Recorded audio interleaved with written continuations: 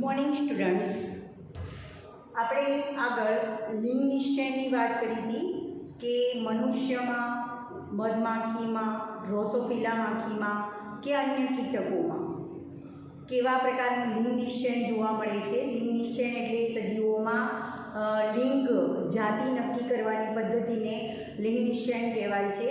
તો એ લિંગ નિશ્ચયની આપણે ઘણી બધી મેથડ શીખ્યા, બરાબર. જેમ કે મનુષ્યમાં, મધમાખીમાં, કીટકમાં, પક્ષીઓમાં, ડ્રોસોફિલા માખીમાં, કેટલીક વનસ્પતિમાં લિંગ નિશ્ચય કેવી રીતે થાય છે એ આપણે નક્કી કર્યું, એ આપણે સમજ્યા. ત્યાર પછી આપણે એવું કીધું પર્યાવરણીય પરિબળ, કેટલાક સજીવોમાં પર્યાવરણીય પરિબળ અસર હેઠળ પણ લિંગ નિશ્ચય થાય છે.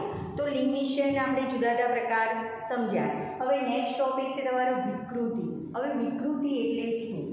વિકૃતિને મ્યુટેશન તરીકે ઓળખવામાં આવે છે. તો વિકૃતિ કોને કહેવાય? સામાન્ય રીતે વિકૃતિ એવી ઘટના છે કે જેના લીધે ડીએનએના અનુક્રમમાં ફેરફાર થાય. ડીએનએના અનુક્રમમાં ફેરફાર થવો એટલે તમને ખ્યાલ છે કે ડીએનએ ઉપર આપણે આગળ સમજાવી દીધું કે જનીન દ્રવ્ય ડીએનએ છે અને ડીએનએ જનીન દ્રવ્ય એ રંગસૂત્રો ઉપર સ્થિત છે, બરાબર. તો ડીએનએ ઉપર ગોઠવાયેલા જે જનીનો છે એ જનીનોમાં ફેરફાર થાય તો એના કારણે વિકૃતિ સર્જાય છે. આગળ આપણે એવી વાત કરી કે જ્યારે સહલગ્નતા અને પુનઃસંયોજનની વાત કરી. સહલગ્નતા અને પુનઃસંયોજન એટલે શું? તો આપણે એવું કીધું કે રંગસૂત્રો ઉપર ગોઠવાયેલા જનીનો નજીક એકદમ પાસે ગોઠવાયેલા હોય અને એ જનીનો સાથે સાથે વારસામાં સંતતિમાં ઉતરે છે તો એ સંતતિ એ થોડા ઘણા પ્રમાણમાં પિતૃ જેવું બંધારણ ધરાવે છે, બરાબર. પણ રંગસૂત્રો પર જનીનો જો દૂર ગોઠવાયેલા હોય તો એ જનીનોમાં વ્યતિકરણ થવાની ઘટના વધુ બને છે. જેમ રંગસૂત્રો ઉપર જનીનો દૂર ગોઠવાયેલા હોય એમ જ્યારે જન્યુઓનું નિર્માણ થાય છે, લિંગી પ્રજનનની ક્રિયા દરમિયાન અંડકોષ અને શુક્રકોષ જેવા જન્યુઓનું નિર્માણ થવું જરૂરી છે. તો જ્યારે જન્યુઓનું નિર્માણ થાય છે એ દરમિયાન અધિકરણ પ્રકારની કોષ વિભાજન થાય છે અને અધિકરણ પ્રકારના કોષ વિભાજનમાં એની અધિકરણ વિભાજન 1 એની પૂર્વાવસ્થા 1માં રંગસૂત્રો વચ્ચે સ્વસ્તિક ચોકડીની રચના થાય છે, એટલે કે વ્યતિકરણની ઘટના થાય છે. અને વ્યતિકરણની ઘટના થવાથી રંગસૂત્રોના જનીનોની અદલાબદલી થાય છે અને જનીનોની અદલાબદલી થાય એટલે જે નવી સંતતિ ઉત્પન્ન થાય છે એ નવી સંતતિ પુનઃસંયોજન સંતતિ કહેવાય. એમાં પિતૃ કરતાં કંઈક અલગ લક્ષણો જોવા મળે છે. તો એવી સંતતિ પિતૃ બંધારણ કરતાં કંઈક અલગ જ હોય છે, ભિન્નતા ધરાવે છે. તો એવી ઘટનાને પુનઃસંયોજન કહેવાય છે. તો અત્યાર સુધી આપણે એવું સમજ્યા કે જો ઉત્પન્ન થતી સંતતિ, સજીવોમાં જે નવી ઉત્પન્ન થતી સંતતિ છે એ સજીવો જેવું જ પિતૃ જેવું જ બંધારણ ધરાવતું હોય તો એના માટે સહલગ્નતા જવાબદાર છે, બરાબર. અને પિતૃ કરતાં કંઈક અલગ બંધારણ ધરાવતું હોય તો એમાં પુનઃસંયોજન એટલે કે વ્યતિકરણની ઘટના જવાબદાર છે. એના વિશે આપણે આગળ શીખી ગયા. પણ જે નવી ઉત્પન્ન થતી સંતતિ છે એનામાં કોઈક નવા લક્ષણો જોવા મળે છે, નવું જનીન બંધારણ કે નવો સ્વરૂપ પ્રકાર જોવા મળે છે તો એના માટે વિકૃતિ પણ જવાબદાર હોઈ શકે. વિકૃતિ એટલે શું? તો ડીએનએ જનીન દ્રવ્યમાં ફેરફાર થવાથી અથવા રંગસૂત્રો પર આવેલા જનીનોમાં ફેરફાર થવાથી સજીવોમાં વિકૃતિ સર્જાય છે, એટલે કે નવા લક્ષણ ધરાવતો સજીવ ઉત્પન્ન થાય છે. એ મોટાભાગના સજીવોમાં વિકૃતિ હાનિકારક હોય છે. હાનિકારક એટલે કે રોગ ઉત્પન્ન કરતી હોય છે, બરાબર. તો તમને તમારી ટેક્સ્ટબુક પ્રમાણે આપણે સમજાવીએ. પહેલાં બહુ થોડી માહિતી આપી છે પણ એક્સ્ટ્રા માહિતી પણ હું તમને સમજાવીશ. પહેલાં વિકૃતિ તમારી ટેક્સ્ટબુક પ્રમાણે આપણે સમજી લઈએ, એનસીઈઆરટી પ્રમાણે, કે વિકૃતિ એક એવી ઘટના છે જેના પરિણામે ડીએનએના અનુક્રમમાં વૈકલ્પિક બદલાવ પ્રેરાય. ડીએનએના અનુક્રમમાં વૈકલ્પિક બદલાવ પ્રેરાય એટલે તમને ખ્યાલ છે કે ડીએનએ જે છે એ ડીએનએ ઉપર લાખોની સંખ્યામાં જનીનો આવેલા હોય છે અને એ જનીનો રંગસૂત્રો માટે જવાબદાર હોય છે. તો ડીએનએના અનુક્રમમાં ફેરફાર થાય, વૈકલ્પિક બદલાવ એટલે કે ફેરફાર થવો, કાં તો અમુક જનીનો અદૃશ્ય થઈ જાય અથવા ડીએનએનો અમુક ટુકડો લોપ થઈ જાય અથવા અમુક ભાગ છે 2 વાર દ્વિગુણન પામે પામવું એટલે પીવડાવવું, વિકૃતિ થવા માટેના ઘણા બધા રીઝન છે. તો ડીએનએના અનુક્રમમાં વૈકલ્પિક બદલાવ પ્રેરાય અને તેના પરિણામે સજીવના જનીન પ્રકારમાં અને એના સ્વરૂપ પ્રકારમાં ફેરફાર આવે છે, પરિવર્તન આવે છે, અને પરિવર્તન આવે એને વિકૃતિ તરીકે ઓળખવામાં આવે છે. એટલે ડીએનએના અનુક્રમમાં ફેરફાર થાય છે એના પરિણામે સજીવોના જનીન પ્રકાર અને સ્વરૂપ પ્રકારમાં ફેરફાર થાય છે. જનીન પ્રકાર એટલે શું તો તમને ખ્યાલ છે, દાખલા તરીકે કેપિટલ ટી જનીન બંધારણ ધરાવતો છોડ એ ઊંચો છોડ, અને સ્વરૂપ પ્રકાર કોને કહેવાય તો બહારથી જે લક્ષણ દેખાય છે ઊંચો છોડ કે નીચો છોડ એ સ્વરૂપ પ્રકાર કહેવાય. જ્યારે કેપિટલ ટી સ્મોલ ટી એ એના જનીન પ્રકાર કહેવાય. બરાબર. તો ડીએનએના અનુક્રમમાં ફેરફાર થવાના કારણે સજીવોના જનીન પ્રકાર અને સ્વરૂપ પ્રકારમાં ફેરફાર થાય છે અથવા પરિવર્તન આવે છે. બરાબર. તો એની આપણે વિકૃતિ કહી શકીએ. પુનઃસંયોજન સિવાય વિકૃતિ એ અસાધારણ ક્રિયા છે જે ડીએનએમાં વિવિધતા લાવે છે. આગળ આપણે એ વસ્તુ સમજી લીધી પુનઃસંયોજનમાં કે નવી સંતતિમાં નવા લક્ષણો ક્યારે સર્જાય પિતૃ કરતાં અલગ, તો જો એમાં પુનઃસંયોજનની ઘટના એટલે કે વ્યતિકરણ ઘટના થઈ હોય તો રંગસૂત્રો પર આવેલા ડીએનએ જનીનોની અદલાબદલી થઈ હોય તો પુનઃસંયોજનની ઘટના થાય છે. અને પુનઃસંયોજનની ઘટના થાય તો સજીવોમાં કોઈ નવા લક્ષણો અથવા ભિન્નતા ધરાવતા લક્ષણો જોવા મળે જે પિતૃ કરતાં અલગ હોય છે. તો પુનઃસંયોજનની પ્રક્રિયા સિવાય વિકૃતિ એ અસાધારણ ક્રિયા છે જે ડીએનએમાં વિવિધતા લાવે છે. એનો મતલબ કે ડીએનએમાં ફેરફાર થાય એ ઘટના વિકૃતિ કહેવાય અથવા ડીએનએમાં ફેરફાર થવાથી વિકૃતિ સર્જાય છે. પ્રત્યેક રંગસૂત્રિકાના, હવે આ વસ્તુ તમારે હજુ આગળના ચેપ્ટરમાં શીખવાનું છે, છઠ્ઠા ચેપ્ટરમાં, કે ડીએનએ જનીન દ્રવ્ય, એની રચના, એના ઉપર કયા નાઇટ્રોજન બેઝ આવેલા છે, અને આખું ડીએનએ જનીન દ્રવ્ય વિશે છઠ્ઠા ચેપ્ટરમાં શીખવાનું છે. પણ તમે અત્યારે આટલું યાદ રાખો કે પ્રત્યેક જે રંગસૂત્રિકામાં એક છેડાથી બીજા છેડા સુધી સળંગ અત્યંત ગૂંચળામય ડીએનએનું એક કુંતલ આવેલું હોય છે. બરાબર. જે રંગસૂત્ર હોય છે એમાં જે ડીએનએ જનીન દ્રવ્ય છે એ પ્રત્યેક આપણે રંગસૂત્રની રીતના આવી રીતના કહીએ છીએ. તો આ એક રંગસૂત્રિકા અને આ બીજી રંગસૂત્રિકા. બરાબર. તો ડીએનએ રંગસૂત્ર છે એ બે રંગસૂત્રિકાઓ અને એની વચ્ચે આવેલું સેન્ટ્રોમિયરથી બનેલું હોય છે. તો પ્રત્યેક રંગસૂત્રિકામાં એક છેડાથી બીજા છેડા સુધી આ એક રંગસૂત્રિકા છે તો એના એક છેડાથી બીજા છેડા સુધી સળંગ અત્યંત ગૂંચળામય ડીએનએનું એક કુંતલ આવેલું હોય છે. હવે ડીએનએનું કુંતલ કોને કહેવાય તો આ જે રચના છે એને ડીએનએના કુંતલ તરીકે ઓળખવામાં આવે છે. એના વિશે પણ ડિટેલ આપણે આગળ સમજવાનું છે. અત્યારે ખાલી આટલું યાદ રાખો કે પ્રત્યેક રંગસૂત્રિકા જે છે એ રંગસૂત્રિકામાં એક છેડાથી બીજા છેડા સુધી સળંગ અત્યંત ગૂંચળામય ડીએનએનું એક કુંતલ આવેલું હોય છે.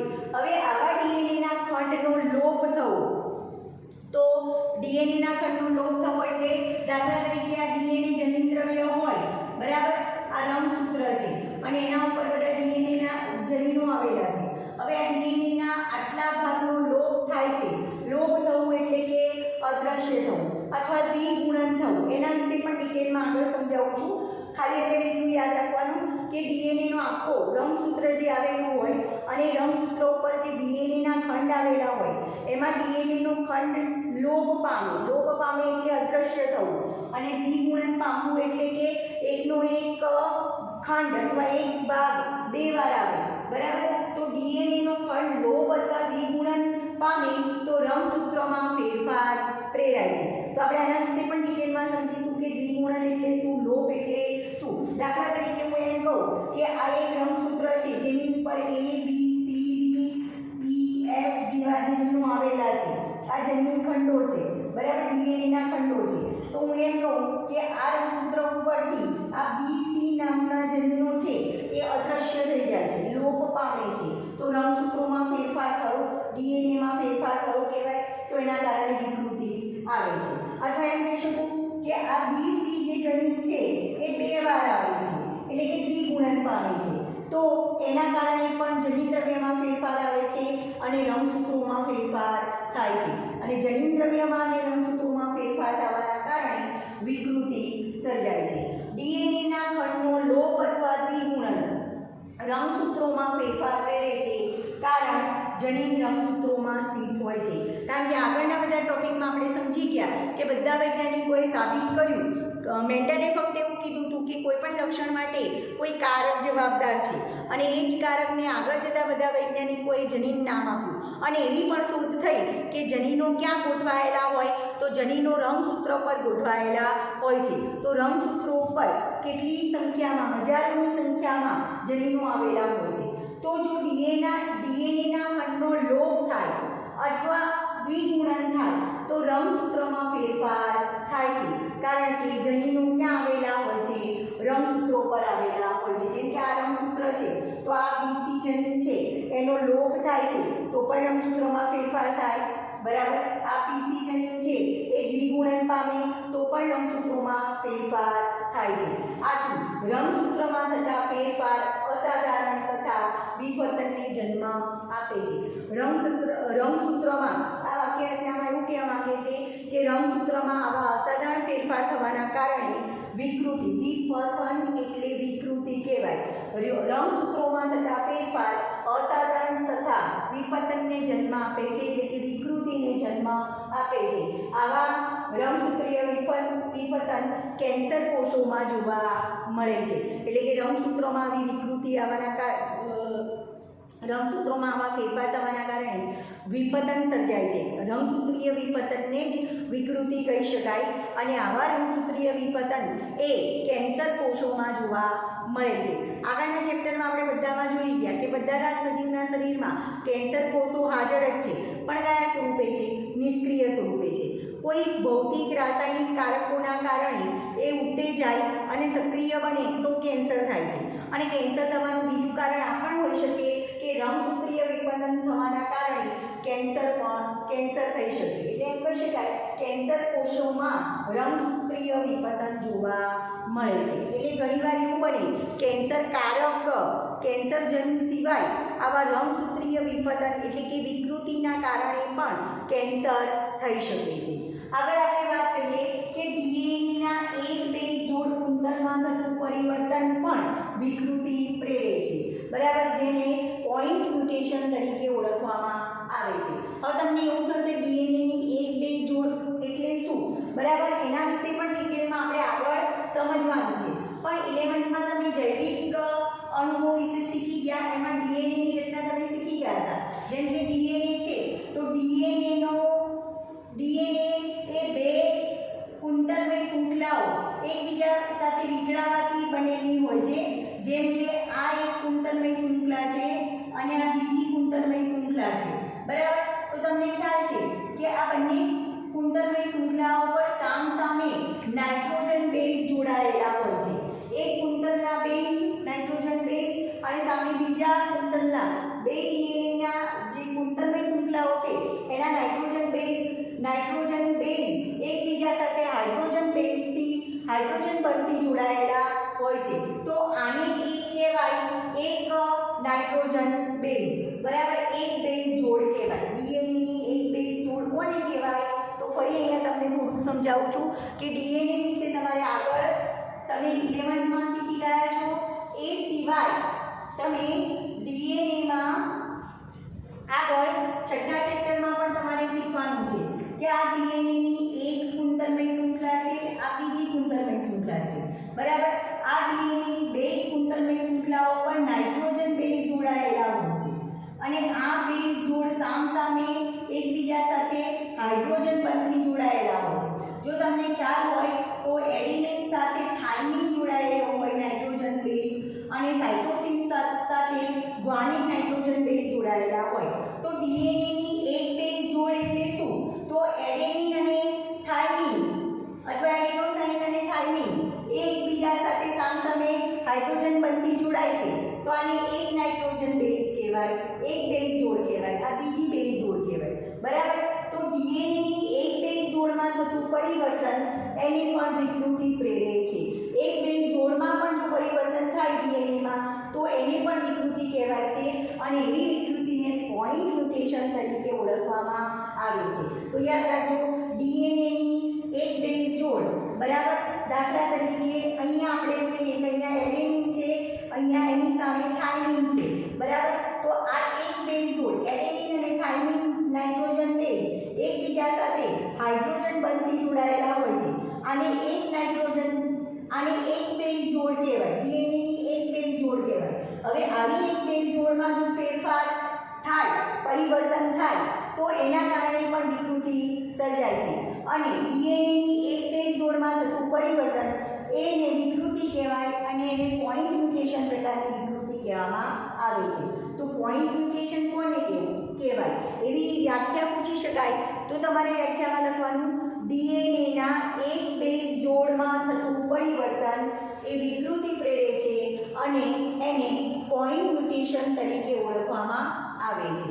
ત્યાં દાખલા તરીકેનું એક્ઝામ્પલ છે sickle cell anaemia. Sickle cell anaemia વિશે ડિટેલમાં આગળ આપણે સમજવાનું છે, પણ ફરી તમને થોડીક માહિતી આપી દઉં. સિકલ સેલ એનિમિયા રોગમાં શું થાય છે, એ આપણા રક્તકણમાં રહેલા હિમોગ્લોબિન એના મંડાણમાં બીટા શૃંખલા આવેલી હોય છે અને બીટા શૃંખલામાં જે છઠ્ઠા ક્રમનો એમિનો એસિડ હોય છે એ છઠ્ઠા ક્રમના એમિનો એસિડમાં ફેરફાર થાય છે અને એના કારણે વિકૃતિ સર્જાય છે.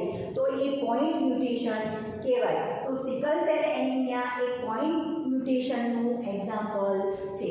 આગળ, જો ડીએનએની વધારે બેઝ જોડીનો લોપ કે દ્વિગુણન થાય તો પણ વિકૃતિ સર્જાય છે અને એવી વિકૃતિને ફ્રેમ શિફ્ટ મ્યુટેશન તરીકે ઓળખવામાં આવે છે, બરાબર. ફરી આ મુદ્દો યાદ રાખજો, ડીએનએની વધારે બેઝ જોડીમાં જો વિકૃતિ સર્જાય, એટલે કે ડીએનએની વધારે બેઝ જોડી એ લોપ પામે અથવા તો દ્વિગુણન પામે, તો એના કારણે જે વિકૃતિ સર્જાય એને ફ્રેમ શિફ્ટ મ્યુટેશન તરીકે ઓળખવામાં આવે છે. તો અહીંયા પણ તમને વ્યાખ્યા પૂછી શકાય, ફ્રેમ શિફ્ટ મ્યુટેશન એટલે શું? તો એમાં આન્સર આવશે, ડીએનએની વધારે બેઝ જોડીનો લોપ કે દ્વિગુણન થાય તો એના કારણે જે વિકૃતિ સર્જાય છે એ વિકૃતિને ફ્રેમ શિફ્ટ મ્યુટેશન તરીકે ઓળખવામાં આવે છે. આગળ, વિકૃતિ થવા માટેના અનેક કારણો છે, જેમ કે વિકૃતિ અનેક રાસાયણિક તથા ભૌતિક કારકો દ્વારા થાય છે અને આવા કારકોને મ્યુટાજન્સ તરીકે ઓળખવામાં આવે છે. તો વ્યાખ્યા યાદ રાખજો મિત્રો, મ્યુટાજન્સ એટલે શું? મ્યુટાજન્સ એટલે કે વિકૃતિ કેટલાક રાસાયણિક અને ભૌતિક કારકોના કારણે થાય છે અને આવા રાસાયણિક કે ભૌતિક કારકોને મ્યુટાજન્સ તરીકે ઓળખવામાં આવે છે. દાખલા તરીકે પારજામની કિરણો છે, અલ્ટ્રાવાયોલેટ કિરણો છે, એ સજીવોમાં વિકૃતિ પેદા કરતા મ્યુટાજન્સ છે. તમે જોજો, આપણે કેન્સર વિશે શીખ્યા હતા ત્યારે સમજ્યા હતા કે કેન્સર ઘણા બધા ભૌતિક, રાસાયણિક, જૈવિક કારકોના કારણે થાય છે. એમાં ઘણા અલ્ટ્રાવાયોલેટ કિરણો કે ઘણા કિરણોના કારણે પણ કેન્સર થાય છે, બરાબર. તો અહીંયા વિકૃતિ છે એ ઘણા ભૌતિક કે રાસાયણિક કારકો દ્વારા થાય છે અને જે ભૌતિક કે રાસાયણિક કારકો દ્વારા વિકૃતિ સર્જાય છે એને મ્યુટાજન્સ તરીકે ઓળખવામાં આવે છે. તો આ થિયરી મેં તમારી એનસીઈઆરટી બુક પ્રમાણે કરાવી. હવે એના પછી આપણે એના સિવાય વિકૃતિના કયા કયા પ્રકારો છે એના વિશે તમને ડિટેલમાં આપેલું નથી, જે હું તમને ડિટેલમાં સમજાવીશ. ફરીથી અહીંયા ધ્યાન રાખજો, વિકૃતિ એટલે મ્યુટેશન. વિકૃતિ કોને કહેવાય? તો વિકૃતિ એક એવી ઘટના છે કે જે ડીએનએના બંધારણમાં ફેરફાર લાવે છે, ડીએનએના અનુક્રમમાં ફેરફાર લાવે છે અથવા વૈકલ્પિક બદલાવ લાવે છે, તેને વિકૃતિ તરીકે ઓળખવામાં આવે છે. અને ડીએનએમાં ફેરફાર થાય છે, ડીએનએના અનુક્રમમાં, ડીએનએમાં જે જનીનો ગોઠવાયેલા છે એના અનુક્રમમાં ફેરફાર થવાના કારણે સજીવોના જનીન પ્રકાર અને સ્વરૂપ પ્રકારમાં પરિવર્તન આવે છે અને એને વિકૃતિ તરીકે ઓળખવામાં આવે છે. આગળ આપણે સહલગ્નતા અને પુનઃસંયોજન વિશે શીખી ગયા હતા. સહલગ્નતાના કારણે સંતતિમાં બંધારણ પિતૃ જેવું જ હોય છે, બરાબર. પણ પુનઃસંયોજન થવાના કારણે નવી ઉત્પન્ન થતી સંતતિ છે એ પિતૃ કરતાં કંઈક અલગ બંધારણ ધરાવતી હોય છે. તો પિતૃ કરતાં કંઈક અલગ બંધારણ થવા માટેનું બીજું એક કારણ એ છે વિકૃતિ. પુનઃસંયોજન સિવાય વિકૃતિ એક અસાધારણ ક્રિયા છે જે ડીએનએમાં વિવિધતા લાવે છે અથવા અથવા તો ડીએનએમાં બદલાવ લાવે છે. એક પુનઃસંયોજનની ઘટનામાં ડીએનએમાં બદલાવ આવે છે. કેમ પુનઃસંયોજનની ઘટનામાં ડીએનએમાં બદલાવ આવે છે? કારણ એ છે કે જ્યારે જન્યુઓનું નિર્માણ થતું હોય છે એ સમયે અર્ધીકરણ પ્રકારનું કોષ વિભાજન થાય છે અને અર્ધીકરણ પ્રકારના કોષ વિભાજનમાં અર્ધીકરણ વિભાજન 1 એની પૂર્વાવસ્થા 1માં રંગસૂત્રો છે એ રંગસૂત્રો વચ્ચે સ્વસ્તિક ચોકડીની રચના થાય છે. વ્યતિકરણની ઘટના થાય છે. જ્યાં સ્વસ્તિક ચોકડી રચાય છે ત્યાં રંગસૂત્રોમાંના જનીનોની અદલાબદલી થાય છે અને જનીનોની અદલાબદલી થવાના કારણે નવા સંયોજન અસ્તિત્વમાં આવે છે, જેના કારણે પિતૃ કરતાં અલગ લક્ષણ ધરાવતી સંતતિ ઉત્પન્ન થાય છે. તો ડીએનએમાં ફેરફાર એક તો પુનઃસંયોજન ઘટનાના કારણે થાય છે, એટલે કે વ્યતિકરણની ઘટનાના કારણે થાય છે, અને બીજું ડીએનએમાં ફેરફાર શેના કારણે થાય છે? તો એ વિકૃતિના કારણે થાય છે. આગળ પ્રત્યેક રંગસૂત્રિકામાં, બરાબર, આપણે રંગસૂત્રિકાની વાત કરીએ કે રંગસૂત્ર 2 રંગસૂત્રિકા અને એની સાંકળતા સેન્ટ્રોમિયરનું બનેલું છે. તો પ્રત્યેક રંગસૂત્રિકામાં એક છેડાથી બીજા છેડા સુધી સળંગ અત્યંત ગૂંચળામય ડીએનએનું એક કુંતલ આવેલું હોય છે. જો આવા ડીએનએના ખંડનો લોપ થાય અથવા દ્વિગુણન થાય તો રંગસૂત્રોમાં ફેરફાર થાય છે અને આવા ફેરફારને વિકૃતિ તરીકે ઓળખવામાં આવે છે. હવે લોપ એટલે શું? તો દાખલા તરીકે આ એક રંગસૂત્ર છે, એના ઉપર આ ડીએનએનો ખંડ આવેલો છે. આટલો ડીએનએનો ખંડ એ અદૃશ્ય થઈ જાય છે, તો એના કારણે વિકૃતિ સર્જાય છે. હવે દ્વિગુણન એટલે શું? તો આ રંગસૂત્ર છે, એના ઉપર આ જે છે ડીએનએનો ખંડ એ દ્વિગુણન પામે છે, એ ફરીથી ઉત્પન્ન થાય છે, બરાબર. તો એના કારણે પણ ડીએનએમાં ફેરફાર થાય છે અને આવા ફેરફારના કારણે રંગસૂત્રોમાં ફેરફાર થાય છે, જેને રંગસૂત્રીય વિપતન કે રંગસૂત્રીય વિકૃતિ તરીકે પણ ઓળખવામાં આવે છે. આવા રંગસૂત્રીય વિપતન કેન્સર કોષોમાં જોવા મળે છે. ફરી બીજી થિયરી યાદ રાખજો, ડીએનએની એક બેઝ જોડમાં જો વિકૃતિ સર્જાય અથવા ડીએનએની એક બેઝ જોડમાં જો પરિવર્તન થાય તો એવી વિકૃતિને પોઈન્ટ મ્યુટેશન તરીકે ઓળખવામાં આવે છે. એક બેઝ જોડ એટલે શું? મેં તમને સમજાવ્યું કે ડીએનએની જે 2 કુંતલની શૃંખલા છે જે સામસામે ગોઠવાયેલી છે, એના નાઇટ્રોજન બેઝ સામસામે હાઇડ્રોજન બંધથી જોડાયેલા હોય છે. જેમ કે એડેનિન સાથે થાઇમિન હાઇડ્રોજન બંધથી જોડાયેલું હોય, સાઇટોસિન સાથે ગ્વાનિન હાઇડ્રોજન બંધથી જોડાયેલું હોય. તો આવી એક જે જોડ છે એડેનિન અને થાઇમિનની, એને એક બેઝ જોડ કહેવાય, ડીએનએની એક બેઝ જોડ કહેવાય. જો ડીએનએની આવી એક બેઝ જોડમાં ફેરફાર થાય, પરિવર્તન થાય કે વિકૃતિ સર્જાય તો એવી વિકૃતિને પોઈન્ટ મ્યુટેશન તરીકે ઓળખવામાં આવે છે. દાખલા તરીકે સિકલ સેલ એનિમિયા એનું ઉદાહરણ છે. સિકલ સેલ એનિમિયા વિશે ડિટેલમાં આગળ આપણે સમજવાનું છે. સિકલ સેલ એનિમિયામાં રંગસૂત્રોમાં આવેલા જનીનોમાં ફેરફાર થાય છે. કઈ રીતે? તો આગળ આપણે વાત કરી હતી કે રક્તકણમાં હિમોગ્લોબિન આવેલું હોય છે. એ હિમોગ્લોબિનની જે બીટા સાંકળ છે એમાં છઠ્ઠા ક્રમનો જે એમિનો એસિડ છે એ એમિનો એસિડ જે ગોઠવાયેલો છે છઠ્ઠા ક્રમ પર એનો ક્રમ બદલાઈ જાય છે, એની જગ્યાએ બીજો એમિનો એસિડ ગોઠવાય છે અને એના કારણે આવી વિકૃતિ સર્જાય છે. અને આવી વિકૃતિમાં જે રક્તકણ ખરેખર દ્વિઅંતર ગોળાકારના હોય છે એ દાંતરડા આકારના બની જાય છે, જેને સિકલ સેલ એનિમિયા તરીકે ઓળખવામાં આવે છે. આગળ જો ડીએનએની વધારે નાઇટ્રોજન બેઝમાં ફેરફાર પ્રેરાય અથવા તો વિકૃતિ સર્જાય તો એને ફ્રેમ શિફ્ટ મ્યુટેશન તરીકે ઓળખવામાં આવે છે, બરાબર. હવે વિકૃતિ થવા માટેના ઘણા કારણો છે. કેટલાક ભૌતિક કે રાસાયણિક કારકો દ્વારા વિકૃતિ સર્જાય છે અને આવા ભૌતિક રાસાયણિક કારકો કે જેના દ્વારા વિકૃતિ પ્રેરાય છે અથવા સર્જાય છે એને મ્યુટાજન્સ તરીકે ઓળખવામાં આવે છે. અને એનું એક એક્ઝામ્પલ તમને આપેલું છે જે પારજાંબલી કિરણો છે, અલ્ટ્રાવાયોલેટ કિરણો છે, એ સજીવોમાં વિકૃતિ પેદા કરતા એટલે કે વિકૃતિ ઉત્પન્ન કરતા એક પ્રકારના મ્યુટાજન્સ છે.